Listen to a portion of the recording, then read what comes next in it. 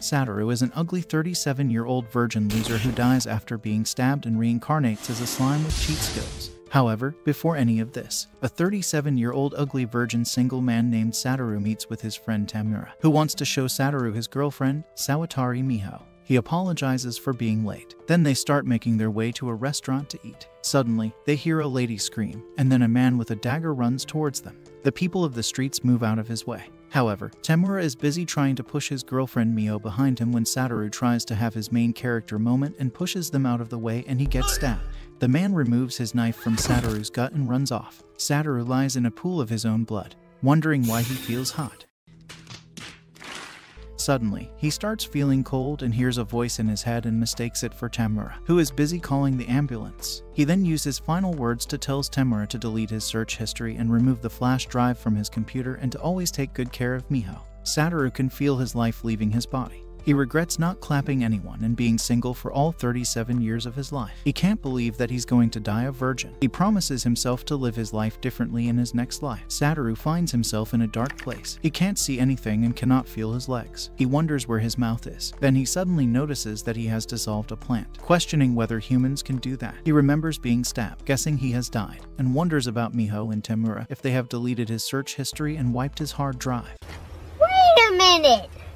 Who are you? Using his senses, he notices how his body moves and how elastic it is. He comes to a conclusion that he's a slime. He has died and reincarnated as a slime. He doesn't eat or sleep. He wonders where the plants he dissolves got to. Then a voice replies that it's stored in his stomach, a unique skill called Predator. Satoru remembers that he heard the voice when he was stabbed. He asks the voice who he is, and it tells him that he's the great effect of the unique skill Great Sage. Then he wonders if he can eat the hippocute herbs and be stored in the stomach. It replies that he can store it in the stomach, and it will help in healing. Satoru doesn't waste time. He starts consuming as many herbs as he can find. Then the voice tells him about the magicules, that they turn into magistones. He continues consuming the magicules and the herbs till he finds himself drowning in a lake. He wonders why he's not suffocating, wondering whether he was breathing in the first place. He reaches the bottom of the lake and doesn't know how to get back up, so he injects water into his slime body and releases it, making his body move in speed. He finds himself out of the water. Then he hits something and falls to the ground. He realizes that he hit something but didn't feel pain. The voice informs him that it's because he has acquired the pain nullification. His body heals itself. Then he starts hearing another voice talking to him. He pretends not to hear it since he is thinking it is the new modal of chat, but the voice is persistent. It keeps urging Satoru to talk. Satoru insults the voice in his mind, not knowing the owner of the voice can hear him, making him furious. Satoru explains that he can't see and has no mouth for talking, so he didn't know he could hear his mind. The voice offers to give Satoru sight, but on a condition that he doesn't get scared of him and he should come from time to time to chat with him. Satoru agrees, and he is told what to do. Satoru senses the magicules around.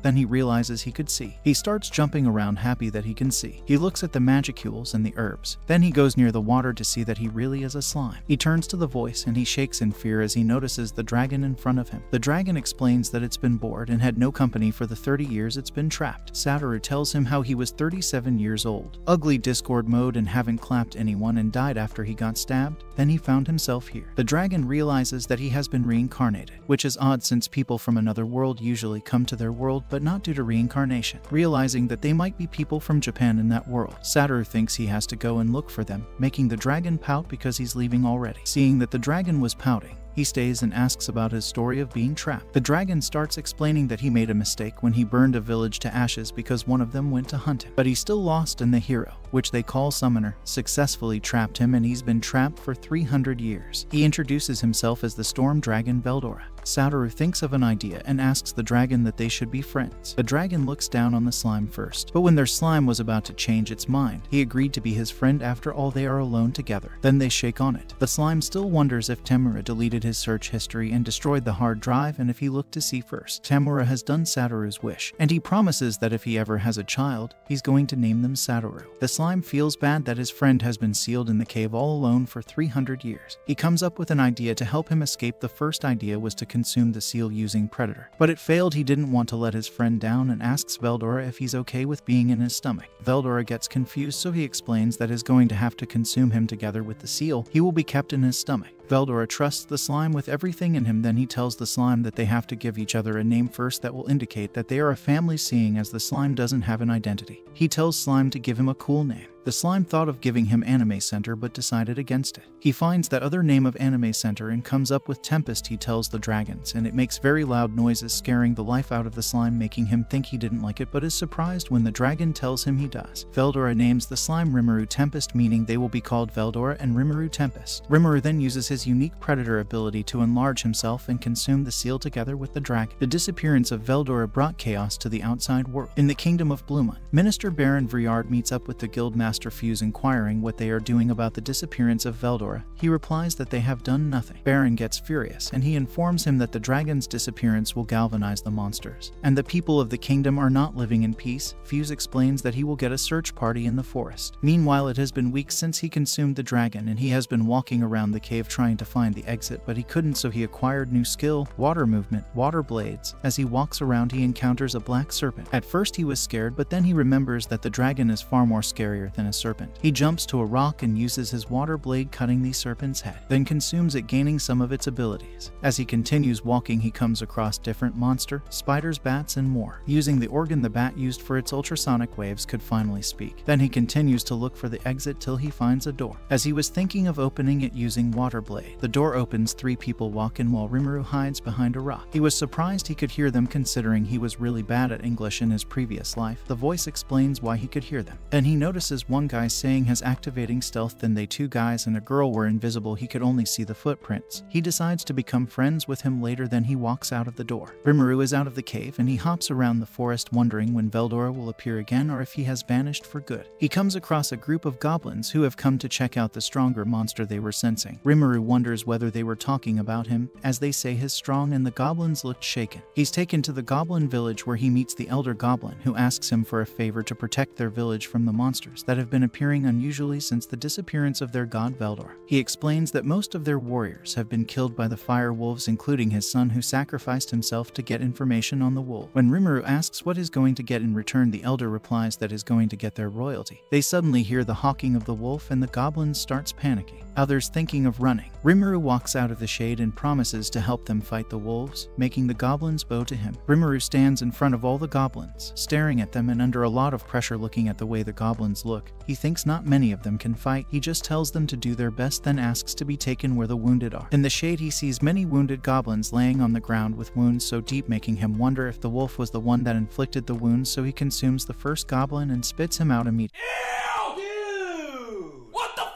The elder is surprised to see the goblin heal. Rimuru is impressed that the herbs are working, so he does the same with the other wounded goblin. Then he turns to them as they bow to him, telling them that the next thing they will do is build a fence to fortify the village's defense. Meanwhile, in the same forest of Jura, the pack leader of the wolves and the pack has gathered as they plan to terrorize the forest so they can be the ones ruling it, since their protector Veldora has disappeared. The dire wolves make their way to the goblin village to attack, only to find the goblins standing on the other side of the fence. Rimuru warns the wolves to go back or they will die, but the pack leader underestimated the slime, saying they cannot take orders from a mere slime. Some of the wolves lunge forward to attack the goblins, but the wolves get surprised when they are taken down easily using allows and Rimuru's sticky thread. The alpha lunges forward to attack the slime but gets stuck on the sticky thread. He threatens the slime to let him down, but he uses his water blade instead and chops the alpha's head off. The wolves are in shock as their alpha has died. Rimuru warns the remaining wolves that their leader is dead, so they either turn back and leave or face the same fate as their alpha. The wolves stay standing. They didn't move, so Rimuru consumes the alpha's dead body. After the system completed the survey, he turns into a wolf, making the goblins and the wolves say, "What the f*** is that?" He uses his other ability and howls at the wolves, causing wind in the process. But he still sees the wolves moving towards him, making him think they still want to fight, but then they surprise him by bowing. He stops and returns to his slime figure. Once the goblin realize they have won, they start jumping around screaming in joy. It's a victorious day. The following day, the wolves and the goblins stand in front of Rimuru and the elder together. Seeing that they are going to be living together, he decides to pair them up so they can learn to work together, help each other in building houses, finding food and clothes, but he decides to give them names first, which makes them happy as they jump around. They stand in a line and the elder goblin and his younger son are given their names after the son and brother they have lost. He gives the other goblins names. Then it was the wolves' turn. Rimuru starts thinking the wolves hold grudges, but he's proven otherwise as they wag their tails. He gives the alpha's son Rang his family name. Suddenly, his body starts melting and the villagers panic. The system notifies him that his body will be in a sleep for 3 days since he has used all of the magicules. The 3 days he was asleep he couldn't feel anything. The goblins took care of him till the 3rd day he awakened and is surprised to notice a cute goblin girl with some massive plots in front of him, making him wonder whether he can clap a goblin girl that cute. The girl calls Elder Rigard, who is looking younger and stronger.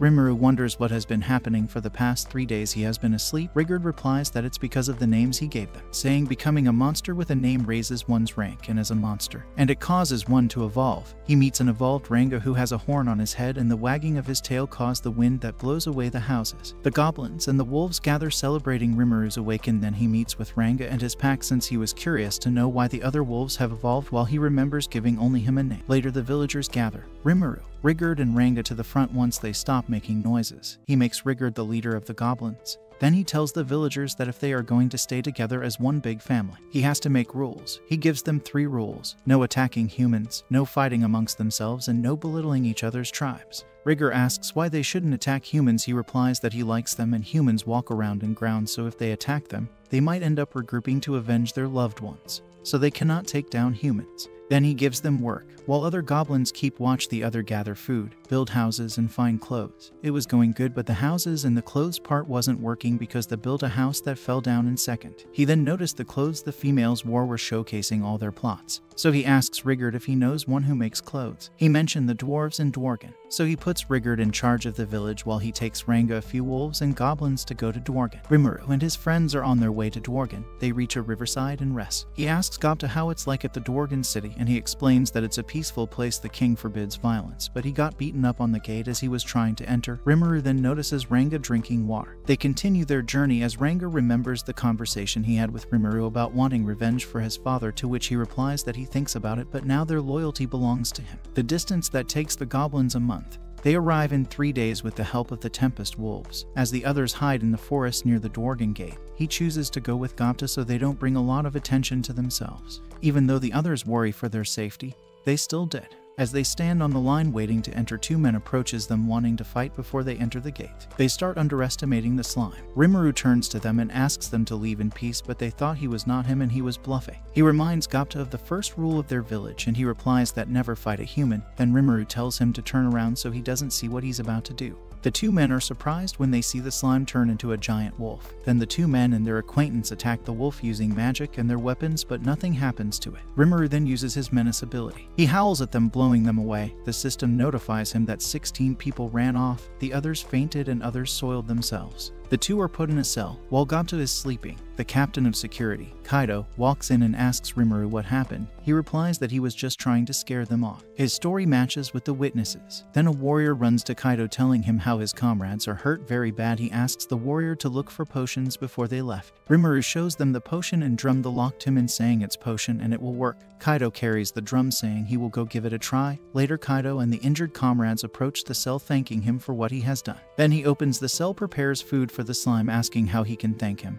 Later the 2 walk into a blacksmith store and Rimuru admires the shiny sword. He takes him to the back room where he meets the blacksmith and his elder brother Kaijin. Then the 3 brothers he helped heal appear. When Kaijin notices the slime, the 3 brothers Garm, Maid and Dord tells him that he's the slime that healed them. Kaijin kneels to the ground and thanks him, asking what he should do for him. Then he explains that Minister Vesta told him to make 20 swords to deliver in 10 days, all else his shop will be closed and he needs to use a special magic ore, but they don't have it. Rimuru remembers he has magicules, so he vomits a magicule, making the men in the room wonder what the flick was going on. They thank Rimuru, asking what he wants them to do. He gets on the magicule and tells them that he needs people who can for artisan to come to his village with him so he can teach the villagers there how to make different things, and that he might need strong armor. They replies that it's nothing compared to what he has done to them. Then Kaijin start worrying about making the delivery on time. Rimuru asks if he has made one of the sword and he replies. Then he asks to see it. Once they brought it to him, he looks at it for a while wondering why it's shining. He replies that he used magicule. Then he lands on the sword, saying he's borrowing it. Then he asks the system great sage to make 20 exact copies of the swords made of magicule. Moments later he spits out the swords, surprising the brothers, making them wonder if they can make another 20 copies of Sydney Sweeney. Then they decide to go and celebrate. When Rimuru refused to go with them, they convinced him to go, saying they will be elf girls with plots like of Sydney Sweeney. They went to the club and meet beautiful elves who starts arguing to carry the slime. At the bar, Rimuru and Kaijin were having a good time drinking and socializing with the women, while Gopta was still fast asleep in jail. A fortune teller approached Rimuru. offering to tell his fortune. She claimed she could reveal the name of the person he was destined to be with. Initially hesitant, Rimuru finally agreed, curious to know who would be destined to spend their life with a slime like him. The fortune teller revealed on her crystal globe the face of a beautiful Japanese girl with massive plots, and Rimuru wished to meet her soon. However, their reading was interrupted by the arrival of Minister Vesta, the one who had tasked Kaijin with the 20 longsword order. He asked Kaijin where his swords were, and to his surprise, Kaijin told him that he had finished and had already sent them to his office. Upon seeing Rimuru in the bar, Vesta became disgusted, saying a lowly slime like him should not be allowed in the tavern, and he dumped a drink onto Rimuru. Although angry, Rimuru remained calm, not wanting to get Kaijin into more trouble with the minister. However, Kaijin was already infuriated and punched the minister, knocking him out. He offered to join Rimuru in the Goblin Village, and Rimuru was happy to have Kaijin on his team. Unfortunately for them, punching a minister is a serious offense in the kingdom, and the group was arrested and immediately taken to jail to await trial. In their cell, Kaijin apologized to everyone for dragging them into the mess. Rimuru asked him why Vesta seemed to hate him, and Kaijin revealed the history of his work with Vesta. Apparently, Kaijin was from a peasant family but was the captain of one of the 7 orders of royal knights, and Vesta was from a noble family but was Kaijin's subordinate. In their line of work, the two often clashed, and when a high-profile project that Vesta was in charge of failed, he shifted the blame for the failure onto Kaijin. He got their forces on his side and even came up with a false testimony, and Kaijin had no choice but to accept the blame. He ended up quitting his job and decided to become a blacksmith. For some reason, Vesta still held a grudge and kept giving Kaijin impossible work at every chance he got. After narrating his story to Rimuru, Kaijin pledged his loyalty to Rimuru. With this, his men followed suit and also pledged their loyalty to Rimuru, and Rimuru was happy to have them all on board. On the day of the trial, the hero king, Gazel Dwargo, who was overseeing the proceedings, entered the court. The trial began, and to Rimuru and his team's surprise, their defense attorney wasn't Jayoma and he betrayed them by admitting guilt on their behalf. After hearing both parties, Kaijin was sentenced to 20 years of forced labor in the mines, while the others received 10-year sentences. As they were being dismissed, Gazel inquired about Kaijin's well-being and asked if he would like to rejoin his ranks. Upon hearing this, Kaijin respectfully declined the offer, stating that he had already pledged his allegiance to another master and would not break that oath, even if the king commanded it. Gazel then waived the previous sentence and instead ruled that Kaijin and his team be exiled from Dwargen forever. After the trial, Gazel turned to Vesta and commented on how unfortunate it was for him to lose a loyal retainer. Thinking the king was referring to Kaijin, Vesta attempted to speak ill of Kaijin, but Gazel interrupted him, clarifying that the loyal retainer he had lost was Vesta himself. Gazel explained that he had been waiting for Vesta to come clean and tell the truth about the Magisoldier project for years, but Vesta chose to continue his deception through the recent trial. Gazel also revealed how Rimuru had helped their kingdom by providing a full recovery potion and that Vesta's recent actions had severed the kingdom's relationship with Rimuru. With tears in his eyes, Vesta apologized, revealing that all he ever wanted was to be useful to the king and to please him. He told Gazel how he had always looked up to him, wanting only to be of service. However, his ego and jealousy over Kaijin got in the way of proper service, and he ended up betraying the king's expectation. Despite his heartfelt speech, Gazel dismissed him from his position and commanded that he never appears before him again. Saying goodbye, Gazel thanked Vesta for his service, and Vesta left the courtroom in tears. Elsewhere, Kaijin, Rimuru, and the others were escorted out of the city and began making their way back to the Goblin Village. Meanwhile, back in Dwargen, King Gazel commanded a shadowy ninja to observe the slime's movements, recognizing that the terrible power Rimuru possessed was somehow identical to that of the storm dragon Veldor. In the Free Union Guild of the Blumen Kingdom, Fuse, the guild master, is reviewing a report that the adventurers brought to him. It states that there are no signs of the Eastern Empire attempting to cross the Great Forest of Jura. He then asks the adventurers, Cavil, Iren, and Guido, about their time in the Great Forest of Jura. They explained how they all searched for Veldor in the cave but ended up not finding him. Upon hearing this, Fuse gives them 3 days off, telling them that they will be returning to the forest for another search, and this time they will be searching all around the forest. On their way out of the guild, Cavil and Iren couldn't help but voice their frustrations about returning to the Great Forest of Jura. Upon hearing that the adventurers are going to the Great Forest of Jura, a masked woman warrior named Shizu approaches them, asking if she can accompany them to the forest. Without hesitation, Iren tells her that she can join them, and they all agreed to meet in 3 days' time. Elsewhere, Rimuru transforms into a Tempest Star Wolf. Apparently, it's been a few weeks since he, Kaijin, and the other dwarves returned from the Dwargen Kingdom and have settled in the Goblin Village. Since then, they have all been working hand in hand with the goblins to build a new village. It turns out that while Rimuru was away in Dwargen, other goblin villages came forward, causing the population of the goblin village to swell to over 500, and Rimuru had to name all 500 of them, expending his energy once more, and he had to take a 3-day rest after that. Gobta, on the other hand, took the role of teaching the other goblins summoning skills, which he mastered in the prison cell when Rimuru left him there. Rigurd was also promoted from Goblin Lord to Goblin King. As Rimuru watches Gobta do his job, he is suddenly approached by Rigurd, who tells him that he has received a message from Rigurd and the security team about suspicious beings that have been discovered in the forest.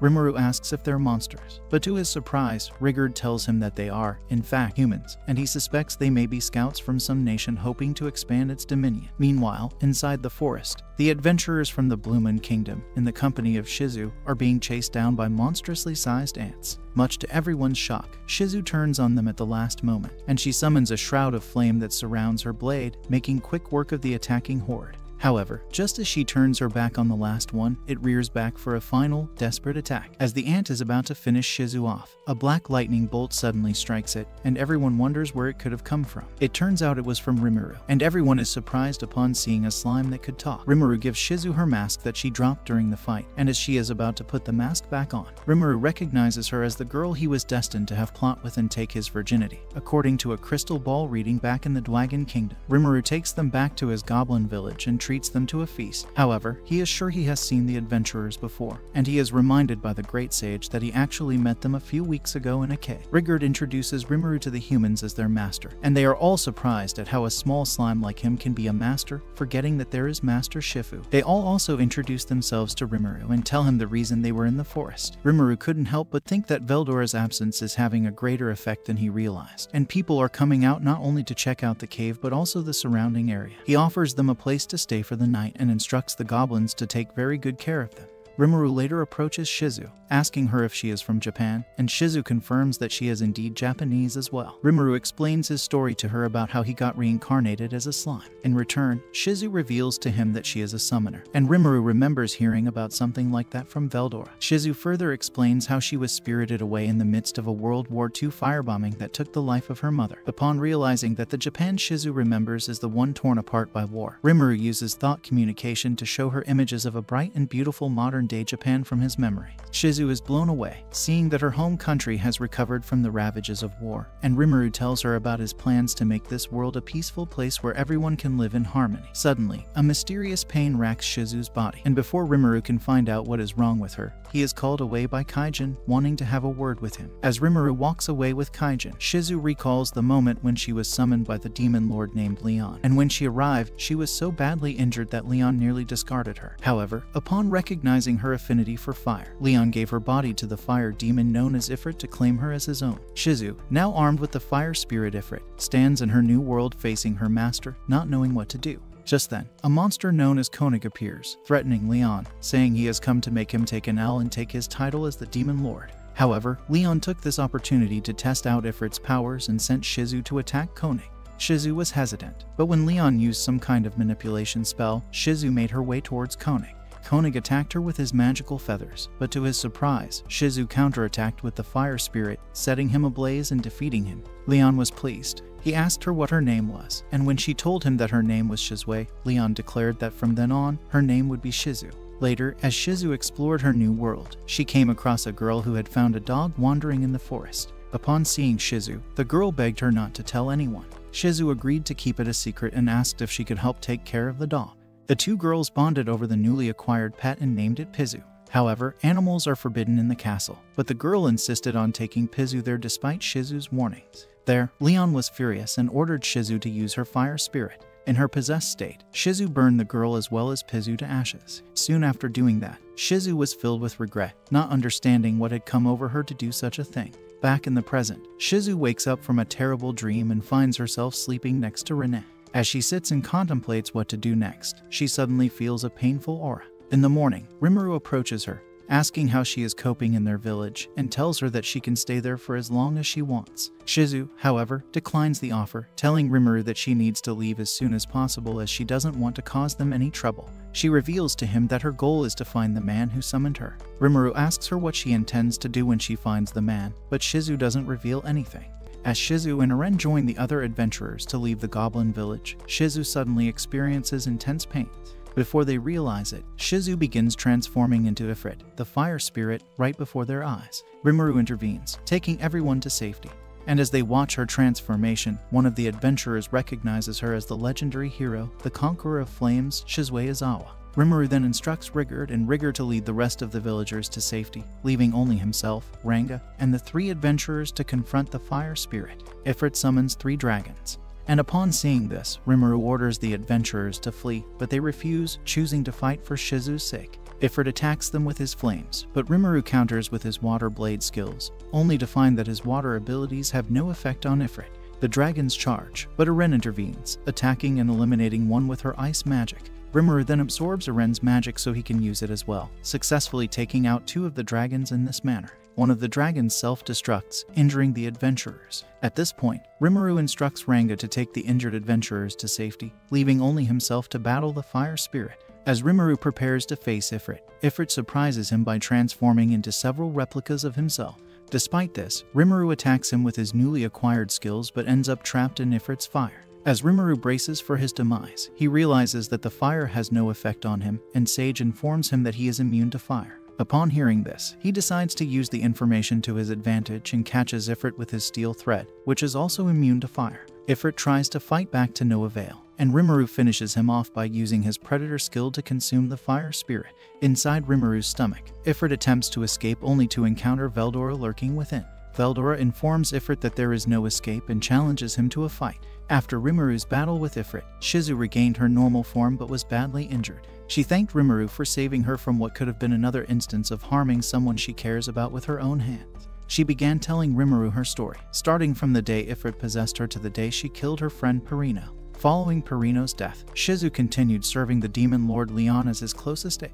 However, during a battle at the castle, the demon lord escaped, leaving Shizu behind as the rear guard. Suddenly, a strange hero arrived and began fighting with Shizu. After an intense fight, the hero asked Shizu what she was doing at the castle and how she had managed to survive without her master. With tears in her eyes, Shizu recounted her story, and after hearing it, the hero decided to take Shizu under her wing. She even gave Shizu a mask she used to wear, claiming it would boost her magic resistance and help suppress the fire spirit within her. During her time traveling the world with the hero, Shizu learned many things, including magic and how to use Ifrit's power to some extent, earning her the title of Conqueror of Flames. Shizu was still enjoying her time with the hero when, one day, the hero disappeared, leaving Shizu behind. In her absence, Shizu resolved to stay strong and continue fighting for those who needed her help. She did this for decades, and people began calling her champion. However, the stronger she became, the more difficult it was for her to control Ifrit, as one wrong move could accidentally unleash him. Realizing that she might one day kill someone she cares about due to Ifrit's uncontrollable power, Shizu decided to retire. She became an instructor in the kingdom of Ingracia, where she taught children from different parts of the world. She greatly enjoyed teaching her students, some of whom graduated and became Grand Masters, responsible for overseeing all the guilds in every country. As Ifrit's power became increasingly difficult to suppress, Shizu embarked on a journey to find the man who summoned her into this world, Leon. On her journey searching for Leon, she encountered adventurers from the Blumen Kingdom named Cavil, Eren, and Guido, who allowed her to accompany them to the great forest of Jura. That's how she ended up in the Goblin Village. After sharing her story, Shizu inquired about Rimuru's real name, to which he replied that it was Satoru. She then requested a favor from Rimuru, to consume her as he had the curse cast upon her. She expressed her weariness of the world and her desire not to be absorbed by it, wishing instead to find rest within Rimuru. Rimuru consented to her request, but before doing so, he asked if she can have plot with him and also inquired about her message for the demon lord who summoned Leon. She wished for Leon to acknowledge her existence and to plead for the return of the children he had summoned to their original worlds. Rimuru vowed to do everything within his power to locate Leon and convey her message. With that, Rimuru activated his predator ability, consuming Shizu and inheriting her final quest, along with the ability to mimic her human appearance, to the astonishment of both the adventurers and the goblin. Rimuru explained that it was Shizu's wish to be consumed, and they all understood. The adventurers bid farewell, returning to the Blumen Kingdom, and promised Rimuru that they would speak highly of him in the Goblin Village in their report to the guild. As a parting gift, Rimuru presented them with new armor courtesy of the artisans Kaijin, Garm, Mid, and Dord. After the adventurers' departure, Rimuru began preparations to seek out Leon Cromwell and confront him on Shizu's behalf. Elsewhere, on barren land, an orc collapsed unconscious from hunger and thirst. Suddenly, an elf named Jelmut appeared, offering him food and a name. He named him Geld and proclaimed that he would one day conquer the great forest of Jura and become the orc disaster. Even though Ifrit's attack was a small setback, the goblin village keeps building and rebuilding right on schedule. Meanwhile, Rigurd and his goblin lords have worked out all the details of governing without Rimuru giving any orders. This situation works out well for Rimuru because they have been experimenting with the new abilities they got from eating Ifrit and Shizu. For starters, Rimuru has fixed Shizu's anti-magic mask that got damaged during the incident with Ifrit. Rimuru has also confirmed that their human form works exactly like a normal human body, although the senses are a little duller compared to using magic sense. As a makeshift mirror, Rimuru creates a clone of themselves and confirms the appearance of their human form. Rimuru confirms that they look like a more androgynous version of Shizu, lacking any obvious male or female characteristics. The body is child-sized due to the limited mass of their original physical form. However, the black mist mimicry occasionally produced by Rimuru makes up for the difference in mass with magicules. Furthermore, the appearance can be altered however Rimuru wants, with the size and overall look being completely under their control. In addition to this, Rimuru also confirms that their new form has a working sense of taste and has ordered Rigurd to prepare a feast. On their way out of the village, Rimuru also notices a huge number of magical beasts moving through the forest, possibly because of some change in the environment, so they'll have plenty of meat for future meals. Rimuru takes the opportunity to train their more dangerous abilities inside the sealed cave, where they figure they won't hurt anyone. Rimuru confirms the status of Shizu's unique degenerate skill, which allows them to fuse and separate anything at will, even fusing the effects of multiple skills together to gain new skills. Consequently, Rimuru and Great Sage continue experimenting with combining skill effects, gaining powerful new skills such as Black Flame, which produces a highly destructive mass of black plasma, and Black Thunder, an enhanced controllable version of Black Lightning. Moreover, Rimuru also confirms the function of the anti-magic mask to suppress magical power, so while wearing it, they appear completely human. However, before they can experiment further, Rimuru receives an emergency call for help from Ranga via thought communication. Ranga's hunting party has been attacked by a group of 6 ogres. Most of the party members have been put to sleep by the ogre princess, and those still able to fight, Ranga, Rigurd, and Gobta, have only minor injuries. Although Rimuru initially desires to settle the matter peacefully with the ogres, their leader will have none of it. By process of elimination, they have determined that Rimuru is the only one who could potentially be responsible for the orc army that attacked their village. Their reasoning is based on the account that Rimuru is in command of a group of monsters on a scale similar to the orcish army as well as the presence of a mask. Consequently, Rimuru commands Ranga to capture the ogre princess, while they focus on dealing with the others. Rimuru incapacitates the hammer-wielding ogre utilizing paralyzing breath and ties up the female warrior ogre with sticky steel thread. Furthermore, he then deflects the other sword-wielding ogre with body armor and knocks him out with a counterpunch, whereas Ranga succeeds in capturing the princess. Additionally, the eldest among the ogres identifies each of the monsters the skills came from it, in the process, confirming himself as the most dangerous among the ogres. Moreover, Rimuru attempts another attempt at a peaceful resolution through intimidation of him, but the revelation of Rimuru's immense power only serves to make them more resolved. As a result, the ogre elder takes the opportunity to sneak up on and try to decapitate Rimuru, though only succeeds in cutting off one of their arms. However, Rimuru then demonstrates their freshly acquired ultra-speed regeneration by healing their severed arm in an instant. Consequently, the young master of the ogres is baffled by Rimuru's unusually powerful regeneration and proceeds to unleash a full-power ogre flame attack. Nevertheless, Rimuru, being in possession of thermal fluctuation nullification as well as the anti-magic mask, remain completely unfazed in the face of the flames, taunting the young leader. As a result, deciding to take things somewhat seriously, Rimuru removes the mask and produces a giant mass of black flame and black thunder. However, the ogre princess gets between them and reveals the misunderstanding, as she has determined that Rimuru is not the leader of the orc army that attacked them. Furthermore, had that individual had this much power, they would have no need to use orcs. Additionally, she has also determined that the mask they are wearing is much different than the Majin who was alongside the orc army, whereas Rimuru's mask seals aura, the one the Majin was wearing did not. Now that the ogres have calmed down, Rimuru reabsorbs their attack and reveals their true slimy nature before leading both groups back to the village in order to determine who is responsible for the army of violent thugs that attacked the ogres' village. Moreover, confirming that none of the ogres have names while they feast on grilled meat, an extremely large group of tense hobgoblins have come together around Rimuru who is testing meat skewers that have been prepared and made ready for them. After carefully thinking about it for a while, Rimuru happily says the meat is good as he tastes it and is extremely happy to have regained his sense of taste again after her reincarnate to that world. While the various different hobgoblins, dwarves, and ogres are thoroughly enjoying themselves, the ogre's young master has sat down next to Rigurd, Rimuru, and Kaijin as he goes on to explain what happened. A few days before now, a massively huge army of fully armed and armored orcs violently attacked the ogre's village without any reason or warning whatsoever, even though the 300 ogres living in that village were quite strong.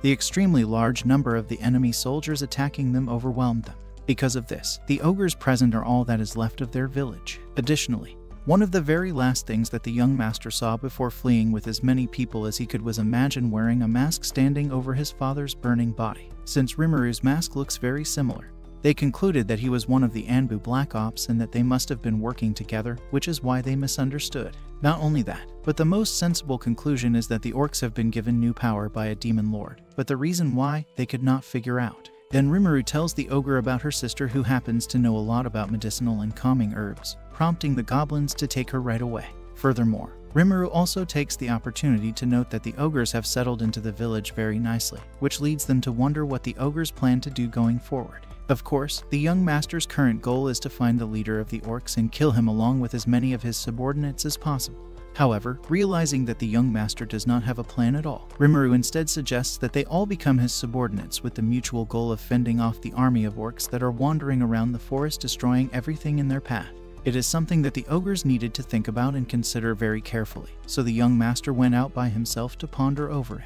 The next morning, after having time to think, the ogres find their resolve and agree to become Rimuru's subordinates, at least until they can successfully hunt down and defeat the orcs' leader. As is customary with new subordinates, Rimuru personally names each one of the ogres. The young master was now called Benimaru. His younger sister was named Shuna, the female ogre was dubbed Shin. The elderly ogre received the name Hakiru. The other male ogre was called Saoi, and finally, the hammer-wielding ogre was given the name Kuro.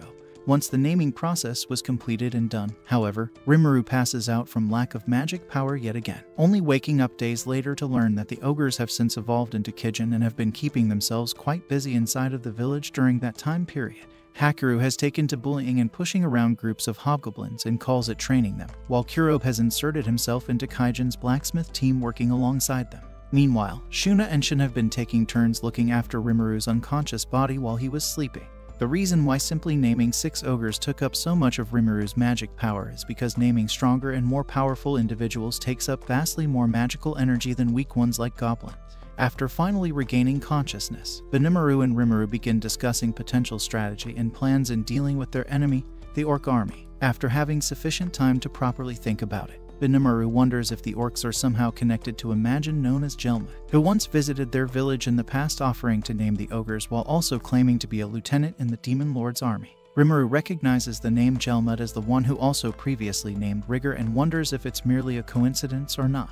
In the meantime, while all this is going on, the orc army is steadily making its way to the Lizardman village located near Lake Sis, after determining that the enemy force outnumbers them 2-1.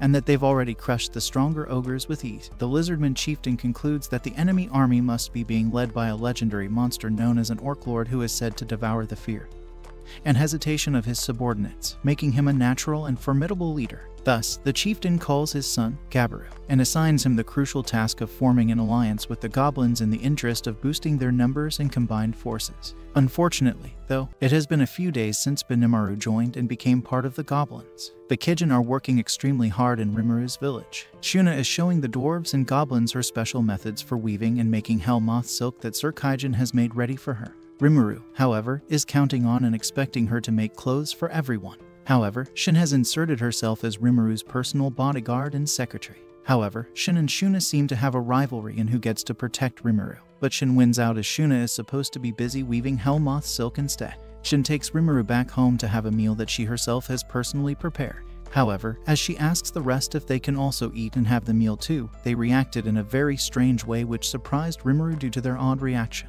As he is about to eat the food, he hesitates and Jibta shows up and takes a bite of it. Immediately after eating it, he fell down and transformed into a purple color. It is this particular moment that makes Rimuru assign Benimaru the role of being her official taste tester, on account of the fact that he and the other Kijin already knew beforehand that she was nowhere near Gordon Ramsay and that she was horrible chef. Meanwhile, during this time, Gabaru and his fellow lizardmen are making progress in their efforts to bring the goblin villages under their command in order to earn their cooperation. They note that the next one they are to visit has tamed direwolves under their command and control. and that their leader is actually a slime. Gabiru is happy about this, thinking that if that particular plan works out, they will be able to control and command the direwolves too. As usual, his subordinates are once again patting and inflating Gabiru's already overinflated ego. Suddenly, Rigard shows up and reports directly to Rimuru about the lizardmen that have arrived in the area. Benimaru approaches Rimuru and asks him if he needs any help to escort and accompany him to go find out what exactly the lizardmen are up to. After the lizardmen make an ostentatious and showy entrance for Gabiru's benefit, he informs them that the goblins will be under his reign and rule and that they should consider it an honor to serve him. Confused on why he is saying that ridiculous statement, Gabiru tells them about the orcs that are invading the forest of Jura as the reason why he wants them to become his subordinates. Despite the fact that it is clearly a goblin village, Gabiru sits around with his subordinates wondering out loud why he does not actually see any goblins, and that they all look incredibly powerful instead. Then Rimuru calls Ranga over to talk to Gabiru the lizardman. However, Gabiru ends up directly insulting Rimuru to his face in front of all of his subordinates while trying to recruit Ranga's pack to fight against the orcs. Then Gopta shows up, as it happens that he was resistant to the food poisoning and had also taken a bite earlier. Diffusing the tense situation, Ranga proposes that Gopta fight Gabiru instead, stating that he will grant Gabiru's wish if he defeats Gopta. Then Rimuru motivates Gopta to fight and says that he will make him a special new weapon if he wins, and that if he loses, he will give him some of Shin's cooking as punishment. The hobgoblin uses the spear he was given as a distraction, then uses shadow motion to sneak up on Gabiru, and finally, he knocks Gabiru out with a kick to the back of his head, causing him to fall down. However, regardless the insult, Rimuru tells them that if they need help to fight against the orcs, they will provide assistance, but not if it means having to serve under Gabiru's command. He immediately orders them to take the unconscious Gabiru and leave at once, causing his subordinates to hastily take their leader and flee as quickly as possible from the area. In spite of Gabiru's rude personality, and him seeming too stupid to actually be scared, making an alliance with the lizardmen isn't something Rimuru considers a completely bad idea overall. That night, as they are all seated around the table for a meeting, where they talk about the orcs as they are currently in their territory and dealing with them there is preferable than waiting for the orcs to strike whenever they regroup in the marshlands to the east. However, Kaijin tells his colleagues that the orcs are not intelligent enough to be acting alone, therefore they must have someone else behind them pulling the strings. Heeding that point, Rimuru suggests it could be a demon lord, but also wonders if the demon lord that's backing the orcs is the same one who previously hurt Shizu in the past. But while in this meeting with their subordinates, a dryad named Trainee unexpectedly asks to join in on the discussion. However, people are very surprised by her appearance as it has been years since any dryad has willingly shown themselves in this region. As she makes her Ice Spice entrance, she apologizes first for coming unannounced and then requests that Rimuru personally subjugate the Orc Lord causing all this trouble and that if he does she will blow his meat. But Rimuru asks the Dryad why she has chosen the goblins as there are so many other races out there. The Dryad tells him that it is because the ogre's homeland has been decimated at full strength. She tells them that she could have gone there by herself, however, she could not have ignored Rimuru's existence. Therefore, Rimuru tells her that he should think it over first and he will give her an answer later. Then the meeting between Rimuru and Trainee the Dryad continues. Subsequently, Sally reports that he has scouted the destroyed ogre village and has confirmed that both the ogre corpses and the orc corpses have completely disappeared. According to Trainee, the surviving orcs ate them. When an orc evolves into an orc lord, they gain a unique skill called Starved, which works similarly to Rimuru's Predator. For example, when Rimuru consumes someone using Predator, they have a 100% chance of gaining their abilities, but they're only granted to the user, compared to Starved, which, although it has a much lower rate of success and drives the users mad with hunger, instead triggers mutations and grants copies of skills to the user's subordinates in addition to the user themselves. The orcs have already gained the ogre's brute strength. Currently, they're targeting the lizardmen's heightened speed, agility, and heightened ability to move through water and mud. The worst-case scenario is if the Orc Lord seeks out the collection of strong monsters that Rimuru has gathered together, not to mention the dryads and treants that Trainee has under her protection. When the powers of all the creatures of the Jura forest combine, they will become an unstoppable plague on the world and will spread like a rapidly evolving swarm of locusts. As if further prodding Rimuru to action, Trainee also informs them that the orcs' actions are being guided by a Majin named Gelmud, who is working for a demon lord. Remembering the promise made to Shizu, Rimuru agrees to wipe out the Orc Lord. As a start, in order to even the numbers against the 200,000 strong orcs, Sawe is assigned to establish proper diplomatic relations with the Lizardman chieftain. In the meantime, Gabiru finally wakes up following his humiliating defeat by Gopta. He immediately comes to the conclusion that Gopta was the strongest fighter in the village and that they lied to him about being weak to throw him off. One of Jelmut's colleagues, Laplace, informs him about the impending attack on the Lizardman settlement and voices his concerns that Gabaru's father might be too weak to face them. Thus, Gabaru makes the decision to take over the tribe now and lead his people to victory against the orcs. Meanwhile, Sawe arrives at the Lizardman village where he forces his way into the chief's chambers. With the orc army on their doorstep, Sawe instructs the chief to hunker down in a defensive battle until Rimuru's reinforcements arrive to deal with the orcs. Seeing the immense power of Sawe that could rival the Orc Lord makes the gears turn in the Lizardman chieftain's head. Sawe, originally an ogre and now a Kijin after being named by Rimuru, is a being of great power. Rimuru, therefore, must be someone of even greater power to be the one who named him. If such a person, with such subordinates, came to their aid, then the odds of survival, and for that matter, victory for the Lizardmen, will rise dramatically. 4 days later, midway through Rimuru's reinforcements arriving, Gabaru arrives and overthrows his father as chief. Subsequently, Gabaru proves himself a competent military leader, waging several guerrilla battles against the orcs and thinning their numbers using hit-and-run tactics. However, he is caught off guard by the terror of an army that devours its own dead. Will Rimuru have a chance at winning against such an army, or else will he struggle? If you reach this far, comment RIP Rimuru. Make sure to comment and subscribe.